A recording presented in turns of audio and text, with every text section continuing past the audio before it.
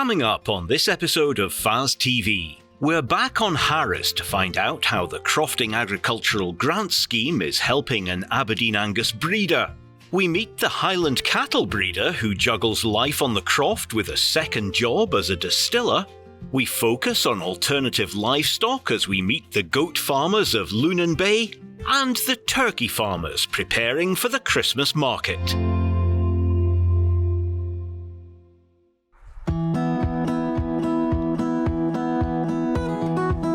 In the port of Tarbert on Harris is the increasingly famous Harris Distillery. It's been producing award-winning gin for the last 6 years, and the distillery's malt whisky is maturing nicely in barrels. Harris Distillery has a motto of Harris Hands for Harris Spirits, and provides lots of local employment. One employee is Phil Burton, whose distilling job followed earlier careers as a marine engineer and then a policeman. Alongside his role at the distillery, Phil has crofts, a flock of sheep and a herd of highland cattle. There's very few crofters who can have enough income purely from livestock. It's not that type, it's not on the same scale as farming. So yes, it's about doing a lot of different things and having many different skills to bring it all together. Highland cattle are really just what's meant to be here in the islands, in my opinion. They're native to the area, they're very hardy. I don't need to worry about keeping them inside at all. They winter outside, and they're just incredible animals. They're just survivors, and to the bargain they're very pretty, and they're very charming to be around. They're very docile, so they're easily handled. There's no worries about anything at all with them. They're fantastic. I started out with cattle 3 years ago. I bought my first Pedigree Highlanders from a family down in North Uist, just the next island down, and just gradually built up the numbers over the years. More from Uist and then also down to Mull and some from the mainland as well. I don't buy any replacements in now. I breed my own, and I don't sell calves. I finish them all for beef. So at the moment I finish about 4 bullocks a year for beef, and just gradually going to build that up over the next few years. There is a link between Phil's 2 jobs. A byproduct from the whisky is being used to feed cattle across Harris. So when the distillery was being put together just along the road in Tarbert, that was in 2015, and the gentleman who's the main founder of the distillery decided that he wanted to do as much as he could for the local community to give something back. He's a very passionate believer in Harris and likes to do everything he can for the place. So they came up with the idea of the draft group, so that all the cattle keepers on Harris are allowed to be members of the draft group, and they're allocated a proportion of the draft that's produced by the distillery every week to feed their cattle free of charge. And it's essentially a win-win for the distillery and for the crofters, because the distillery have a ready supply of people willing to take the draft and dispose of it, and the crofters receive quite a large tonnage of feed every week to cover the feed for the animals and to reduce overheads and costs. The amount of draft that people get each week is based on their headage, how many animals they have. So, for instance, I get around about 2.5 tons of draft every week, but that's based on the number of animals I have. So, if you were to equate that to having to replace that with hay or concentrates, you would be looking at saving in the winter £500-600 a week, possibly more by the time you added on transport costs to the island. So yes, it's a substantial saving, which for me personally allows me to build a bigger flock of sheep and a bigger fold of cattle, because I know that I've got a guaranteed food source for them in the winter that I don't have to fund myself. So, as long as the distillery is making whisky, we'll produce draft as well. It's a byproduct of making whisky. So yes, it's for the foreseeable future. The food that I feed my cattle travels about 1.5 miles down the road, and then it's fed to the animals. There's no large haulage costs. It's also a very environmentally friendly product. It's a waste product from a production process, so it's going to good use. And it's also very good for the land, where I feed the cattle, you can see areas where after a couple of years the grass comes through very strong. There's a lot of nutrients in draft that does the ground good as well, so not just the cattle.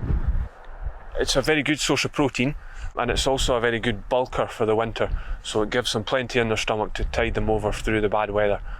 We add minerals to it just to give them a little bit of boost, and alongside lick blocks as well, just to ensure they're getting all the vitamins and minerals that they need. But essentially it's a bulk feed. It's a feed that provides good protein. Phil isn't the only crofter to work at the distillery. One of the sort of founding principles of the distillery was to create employment within Harris. The original distillers, I wasn't one of them, but the original distillers had absolutely no experience whatsoever in whisky production or gin production. It was all learnt on the job as such, and that was a huge part of the vision of the distillery. It was about creating skills within Harris that weren't already there, rather than just outsourcing. So it's leaving its mark on the island that people for generations to come will have skills that weren't here before. It's a busy life for Phil doing 2 jobs, but he hopes his hard work will help fulfil a personal dream. Well, hopefully winning the Royal Highland Show with a homebred bull or something like that. We'll just see where it takes you. That's the exciting thing about crofting, because you try lots of different types of things. You're not stuck at one thing or the other. It's about having employment that works alongside the animals, and so we'll see where life takes us.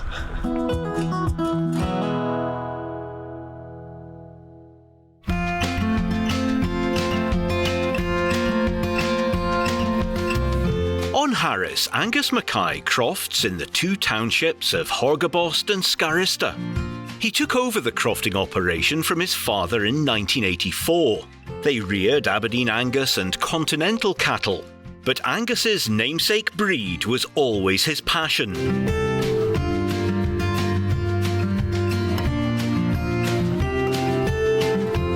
My father always had an Angus bull, and they're so easy to handle, and then I just decided to maybe get rid of the Continentals that we had, and we went into buying Pedigree Anguses. We started off with a Blaylock in 2014, and we went from there, and then I bought a couple of Dunluis, and I got another 3 from Aberdeenshire, Delstone, and we've just gone from there, and now we've got, it was a Coleraine Mains bull that we had on first of all, but now we had to change him because he was coming back on his own stock. So we went in for a Tonley bull, so that's what we purchased last year. The challenge of establishing a pedigree herd is the initial outlay.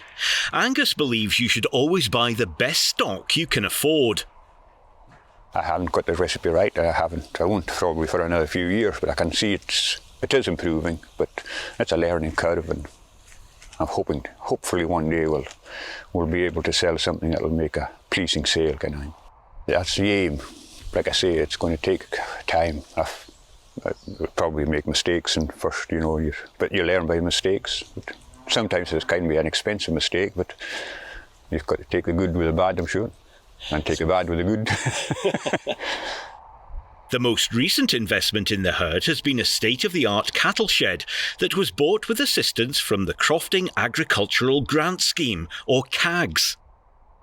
I was not getting any younger, and we used to just use the old cattle shed, and every day you need to alter your plan with gates and things. You'd had to shift gates back and forth, and when you're not getting any younger, I thought, well, now's the time to do it, and I applied for the CAGS grant.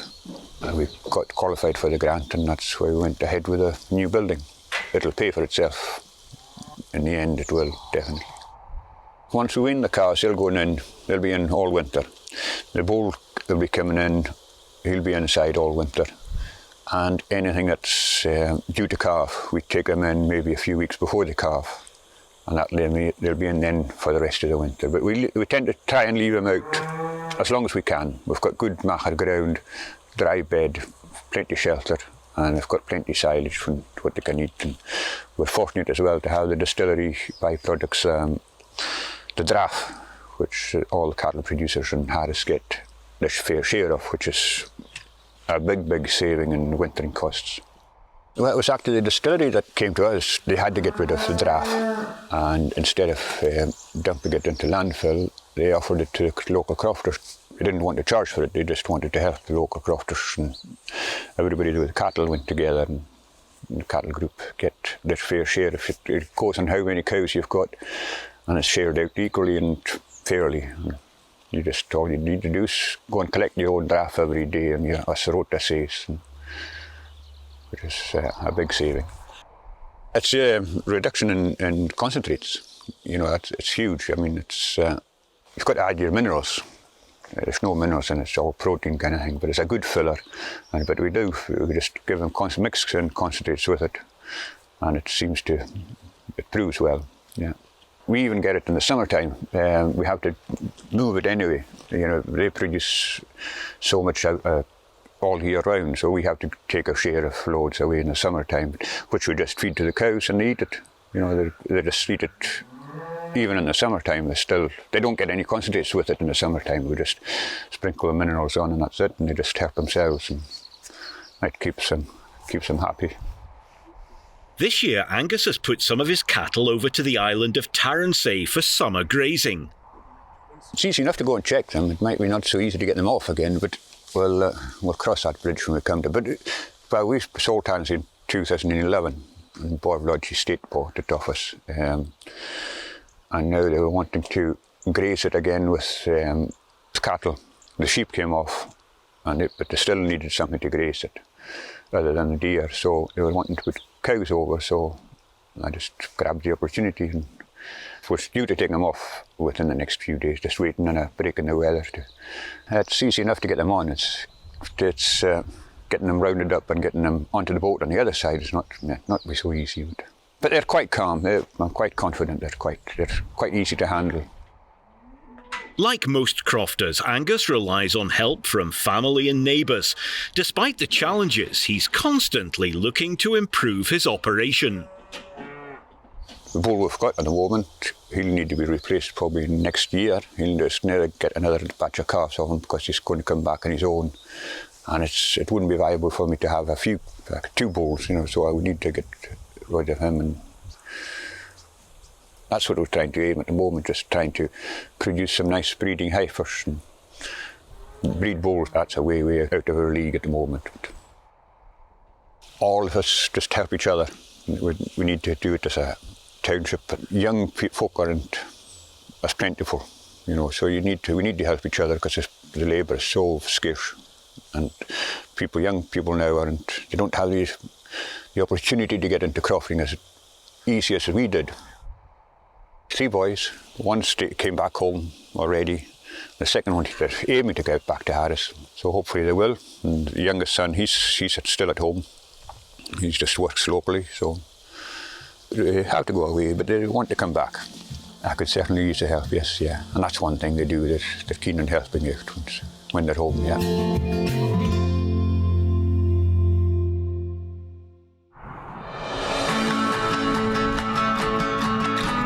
In central Scotland, on the outskirts of Dundee, Tom and Susanna Pate farm at South Powrie. The farm has been in the family for 4 generations, and throughout this time the family has introduced a variety of new enterprises. Christmas is now one of the busiest times in their farming calendar, as they produce high-quality, high-welfare Kelly bronze turkeys for Christmas Day. Welcome to South Powrie Farm. The farm is 240 hectares, and we straddle the Angus and Dundee border. So we're right on the outskirts of Dundee, which has its own challenges, but also presents us with 140,000 potential customers on our doorstep. My wife Susanna and I have been here since 2009, but we're 4th generation here at South Powrie, tenanted farm. It's mostly a cereal farm. We grow barley, wheat, oilseed rape, rye for a local AD plant. We have potatoes and peas, which we also rent out ground for. So that's the cereal side. On the livestock side, we contract rear about 6,000 pigs a year, and we've also got our Kelly bronze turkeys. How did we get started in turkeys? Well, we'll maybe go right back to our time up in university in Aberdeen. We were both up at Aberdeen University. I was studying agriculture. I then went on to study the FBOM, which is Farm Business Organisational Management at SAC Aberdeen. I then got into banking with the Clydesdale Bank, and I was doing agricultural business banking with Clydesdale. And I was doing that up until 2005, when my father got a job as a full-time agricultural journalist. So he needed to step away from the farm, and it was my opportunity to come back to the farm. So I came back to the farm in 2005. At that time, we were just at the tail end of having raspberries on the farm. We had raspberries growing outside, mostly for the processing market. But at that time, there was Phytophthora root rot was taking its toll on the industry. There was less local pickers. Prices weren't very good. So that enterprise was coming out. We needed something to fill that void. So we're kind of looking around. For a good few years, we're looking around for an enterprise to fill that gap. And it just so happened we had friends across in Fife who'd started a franchise with Kelly Bronze. They'd done it for a few years, built up a good customer base, but thought their time had finished with it. And we decided to jump in and take that. The turkey year really starts in the middle of June, when we get the chicks in at day old. They arrive day old chicks, and we put them in under brooders. So for about 4 or 5 weeks. And then we slowly reduce the heat, and then they're put outside into the outside accommodation, couple of weeks in the outside shed, and then they're free ranging after that. So the first 4 or 5 weeks is really intensive. I mother hen and just looking after them, making sure the temperature's right, making sure the hygiene's right, and it's, as long as you get a good start, you should be okay for the rest of the process. Because our turkeys are placed in the middle of June, they're 6 months old by the time we get to Christmas. So they're more than double the age of a normal commercial turkey, which makes a massive difference to the taste. They've got a natural fat on them. And everything we really do is geared around the turkey itself, the bird, but also the eating quality, the eating experience at Christmas time is so important. So we process everything on farm, which is very important to us because we have full control from the start to the very finish. So we know that it's actually going to be the perfect product at the end of the day. It's hard work, it's definitely hard work. December is our busiest month of the year. The pressure's on, you've got that ultimate deadline of Christmas Day. I don't get stressed at harvest time and everything, so you know you're going to get harvest finished at some point, but Christmas, you've got from the 1st of December through to the 25th, everything's got to run like clockwork. High quality produce takes a huge amount of time, passion and commitment, which are all core to the South Powery brand values. Both of us have always really enjoyed good food and supporting local businesses, so we love buying from local people, and high quality and low food miles is really important. So as Thomas says, it's great to have everything done on site because we have full control of the product and we can do everything to the standard that we feel proud of. So right at the core of everything we do is high welfare, high quality, and producing a bird that tastes really, really good. So it's an important day of the year and we want to make sure that what's on that Christmas table is as good as it can be. Most of our marketing nowadays is through social media, and we've also got a website. We invested in a website 3 years ago, which is e-commerce, which allows everybody to order online now, and that's been a real game changer for us. We love working with other local businesses. We're so lucky in this area to have lots of people who are growing and producing their own products, whether it's meat, veg, or whatever it may be. So on Christmas, in the run-up to Christmas, we have collection from the farm, and we try and make it a little bit festive and fun, and we collaborate with other local producers so you can get everything for your Christmas table from the farm shed. So we have freshly picked veg from Petomy over in Fife. We work with Puddle Dub pork for all the trimmings. You can get your cheese, Christmas puddings, everything, and everything's been produced locally for that. So it's become part of people's tradition to come up at Christmas time to collect their turkey. So we want to make it as fun as possible for them. And it makes it fun. It makes it fun for us as well, seeing these people year in, year out, and they've come up to have a good time. It's not just shopping they've come to do. They've come to celebrate Christmas. So we get kind of swept up in that as well, which is nice after a very hard month's work.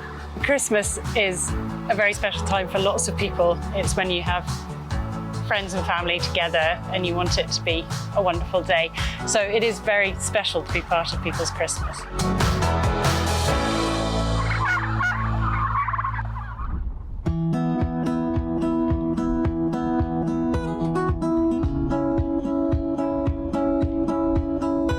Situated on the east coast of Scotland near Arbroath, Gillian McEwen and her husband Neil farm at Lunan Bay, producing high-quality, pasture-fed goat meat and asparagus using regenerative farming practices. Hi, I'm Gillian McEwen and I'm from Lunan Bay Farm, based down here in Angus. Our farm business is relatively new. We've been farming for the last 6 years. We diversified into goats, particularly goat meat and fibre, in combination with asparagus as well as some commodity products. When Gillian and Neil took over the farm, they started looking at regenerative farming practices that have benefited the farm and the environment. The benefits it brings to your farm in terms of the soil health improvement, the biodiversity. I mean, it's delightful to see the plethora of birds, and particularly lapwings and partridges that we see now on our farm because we've adopted these principles. We decided to start a goat herd because of the amazing benefits that goats bring to your farm. They are amazing soil improvers, being ruminants. They are excellent for producing meat and fibre and also milk. They're very multi-utility, which you can add value to your farm operation. Goat husbandry is similar to sheep husbandry, although there are a few small tweaks that you need to employ. We have to have shelters on your fields. They are a hardy breed. We breed cashmeres here in boars, boars being slightly softer out of the two breeds, but we use recycled lorry trailers as our shelters to home our goats when it's bad weather. But most of the time they're outside all year round. They're very adaptable livestock, very easy to handle. Because we farm regeneratively, our goats are pasture fed and we've adopted rotational grazing practices. It helps to improve not only the gut health of the goats, but it improves the soil health. So we're minimising the inputs that we need to use on the farm, as well as improving our soil at the same time. The herbal leys that we've introduced to the farm include a variety of, obviously, herbs, chicory, plants to help improve our goats' health naturally, but also create an amazing environment for biodiversity and pollinators, as well as providing us with a very high protein-rich hay, which we could feed our goats throughout the winter time and during the kidding season when they need that extra nutritional boost. As well as the environmental benefits goats bring to the farm, they also provide an alternative income to the farming business. From our goats, it's meat, cashmere fibre, skins, but obviously if you've got a dairy herd, you can start to produce milk and all the added value products like cheese and yoghurt. We have got a good relationship with a local abattoir who process all of our goat carcasses and also butcher them on site. It's one of only 2 places in the whole of Scotland that process goats, and ours happens to be only 25 miles away. We have multiple routes to market. We sell direct to wholesale, to small independent restaurants, and also to homes. And we cover the whole of the northeast and some of the central belt as well. In addition to meat, goats have another valuable asset. The cashmere is an interesting project. It was as a sideline on the main sort of goat production side, where we discovered that there is a real lucrative market for homegrown Scottish cashmere. So the way you harvest cashmere is by 2 different methods. You can either shear them, but you need a specialist shearer that would do merino sheep, and that's something that we're looking at for next season. But in the meantime, what we've been doing is hand brushing the cashmere. So as part of their post-pregnancy pamper session, before our does go back out onto the pasture, we hand brush the cashmere out of their fleeces and collect it that way. Once we've harvested the cashmere, we send it off to be processed. And again, similar to the meat production, the rate limiting factor is always the processing. There are very few small mills left in Scotland, but because we were keen for it to be a homegrown Scottish produced product, we were lucky enough to discover a small mill who were willing to take a bit of a gamble and process cashmere. We were doing a PR piece on the meat production because it is quite niche and novel to produce goat meat in Scotland. And we also mentioned that we were working on harvesting cashmere, and it got picked up by the Times. And then after that, the phone didn't stop ringing. We had independent designers contact us desperate to get hold of genuine Scottish cashmere. We support the nose to tail ethos. So as a small scale farmer, you need to try and maximise where you can on the produce that you're creating, and one of these products is obviously the skins. We were lucky enough to find an organic tannery because it fits very well with our ethos, and they are processing the skins, and we hope to have them available for the Christmas market. We're producing skins as well for the first time from our goats. It's something that we've just got into. We've teamed up with an organic tannery. It's very important for us to reduce the amount of chemicals and all processes involved in our products. We will be marketing these goat skins for the first time this Christmas, which we're really excited about. Our abattoir have been very supportive in the collection of our skins.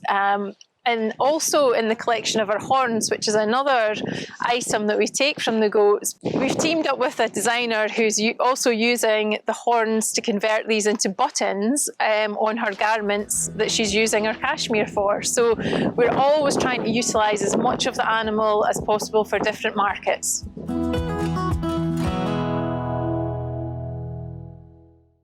We're heading for the end of November, and it's a glorious autumn day. As predicted, with cattle being housed, we are seeing problems with pneumonia. In many cases, this will be related in part to previous infection with lungworm, as lungworm has been a real issue on many farms this year. Whilst getting a diagnosis is important, as it can help inform future vaccination policies, it's also important to check with your vet if there are other predisposing factors that need to be addressed to help minimise problems with pneumonia. So any mixing of cattle, any stresses that can be avoided, and in particular, the ventilation in the sheds. This is probably the most crucial one to address to minimise pneumonia problems. Over the last few weeks, across Scotland, but particularly in the northeast of Scotland, we've had quite a few diagnoses of sudden death in cattle at grass due to staggers, so due to low magnesium.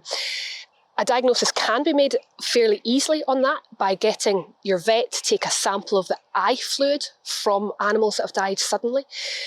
But in many cases, getting a full post-mortem examination will be of benefit to see if there's another reason, such as clostridial disease, which would be another common cause of sudden death. Increasingly, fodder beet is being fed to outwinter cattle and sheep across Scotland. It's really gained popularity in recent years. It's really highly digestible and highly palatable, so it's a great crop to feed, but transition is very, very important. The high sugar content can cause digestive upsets. Typically, this can cause issues with acidosis, so that transition period is important to wean them onto it.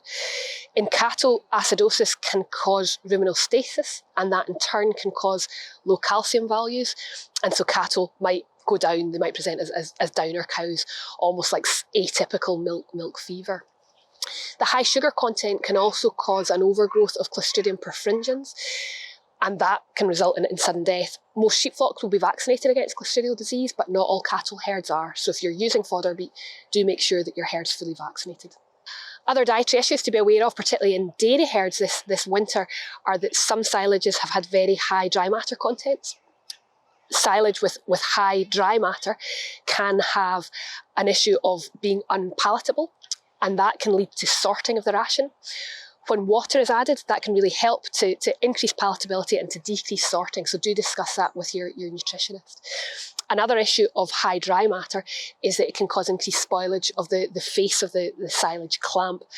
When you get spoilage, you can get moulds or bacteria or fungi growing, and these can cause problems with abortion in cattle.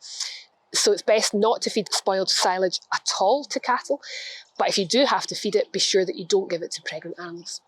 Another issue that we're aware of that could be a problem this year is ergot contamination of grains and seeded grass. Ergot is a fungus and it can be really toxic to livestock. In cattle, it can cause constriction of the blood vessels, and that in turn can cause gangrene. So it can be a really severe clinical picture if animals have eaten ergot contaminated feed. This constriction of the blood vessels, what it does is cause lameness and swelling of the distal limbs, and it can be so severe that the skin or maybe even the hooves can slough off. Another cause of this sort of dramatic picture would be septicemia from salmonellosis. So if you are seeing this, you wouldn't miss it, but do make sure you get your vet involved so that we can find out exactly what it is that's caused it. And if you're seeing ergot in feed, be sure not to feed it to livestock at all. Well, that's all for this month. I hope that's given you some pointers of conditions to be aware of, and I hope this good weather carries on for the winter. Hello, I'm Raymond and welcome to the Rural Roundup. The Scottish Farm Business Survey is beginning its annual round of recruitment. The survey is a key economic data source that helps to inform the Scottish Government of agricultural policy. Data from farms in the survey are grouped into similar categories depending on what they farm. The average of the farm economic and productivity data are created and turned into a free tool that is open to all to use. You can download this tool and compare your own farm figures against that group average of farms that are similar in type and size to your own. You can use this free resource to scrutinise the numbers in your business with a view to making improvements. This whole farm benchmarking tool can be found on the Farm Advisory Service website. We are now hearing of some fertiliser quotes in excess of £700 per tonne. Make the best use of your home-produced nutrients such as slurry or dung, or organic alternatives where possible, through soil analysis and nutrient budgeting. Contact your local consultant or your industry representative now to prepare a plan for this coming year. Finally, a reminder for producers to submit your Scottish Suckler Beef Support Scheme claim for eligible animals by the deadline of the 31st of December. Stay tuned for more from FAS TV and the Farm Advisory Service.